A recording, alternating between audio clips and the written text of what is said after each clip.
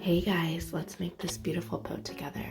So we are going to grab our 2.5-inch wide ribbon and make some loops and tails. These tails are 6 inches and the loops are 12 inches. So that means your loops are going to be 6 inches on the bow maker with 6-inch tails. And then after every 2 ribbons, I shrink my loops down 1 inch.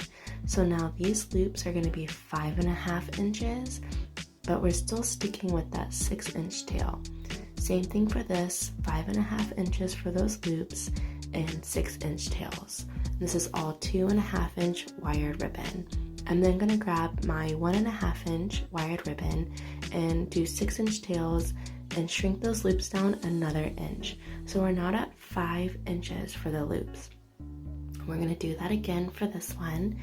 5-inch loops, 6-inch tails, and then we're going to do that racetrack loop in the middle to hide where we're going to put that cable tie.